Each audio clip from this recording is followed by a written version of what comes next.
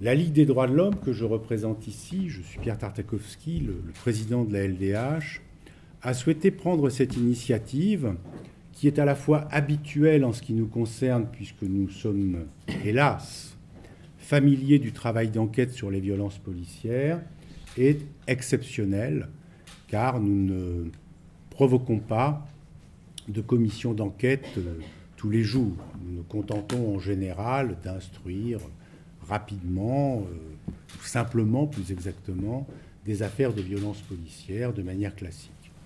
Il nous a semblé ici que, eu égard à l'importance du drame, il y a eu mort d'homme, eu égard aux conditions de violence qui se sont structurées et développées bien en amont du drame, eu égard enfin au caractère opaque, c'est le moins qu'on puisse dire, qui a entouré les déclarations des forces de police dans les premières heures, puis au pas de 4 qui a caractérisé la succession de déclarations des pouvoirs politiques, il nous semblait important de montrer que la société civile, constituée dans certains de ses acteurs, entendait travailler sur le terrain à faire la vérité, toute la vérité, sur la mort de Rémi Fraisse. C'est d'autant plus important que c'est une mort qui émeut profondément le pays, qui le trouble, et que nous pouvons considérer que les stratégies de maintien de l'ordre qui ont été utilisées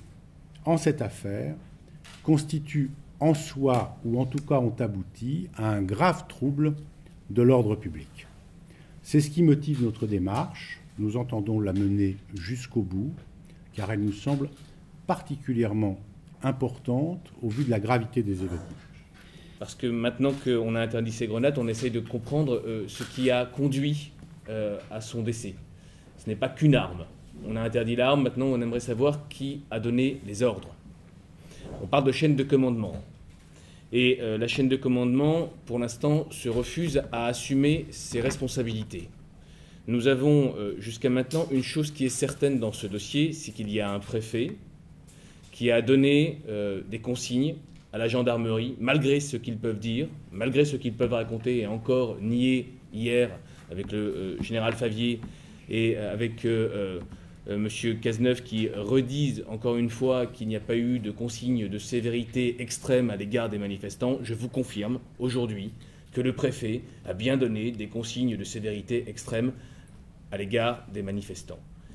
Donc, lorsqu'on parle de sévérité extrême, on donne précisément l'ordre d'utiliser ces grenades qui peuvent tuer. Ce sont des grenades qui comportent 75 grammes de TNT. Elles ont été utilisées à l'égard de civils par des militaires et elles ont tué Rémi Fraisse. Donc aujourd'hui, l'on sait qu'il y a eu des ordres qui ont conduit à la mort de Rémi Fraisse. L'on veut savoir qui, au-dessus du préfet, a donné ces instructions et qui a donné ces ordres. La famille de Rémi Fraisse sollicite la vérité pleine et entière sur ces instructions. Les jeunes aujourd'hui se sentent pour beaucoup méprisés.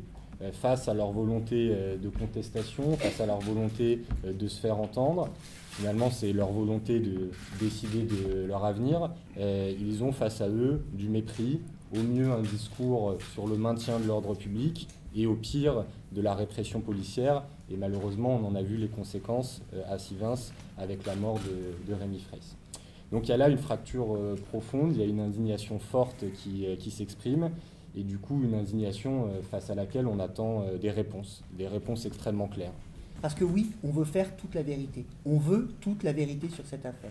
Il y a dans ce pays une demande de vérité et que les mensonges ont un peu la vie difficile ces derniers temps. Sinon, on s'expliquerait mal que des hommes politiques en vue disent le mercredi le contraire exact de ce qu'ils ont affirmé avec véhémence le lundi.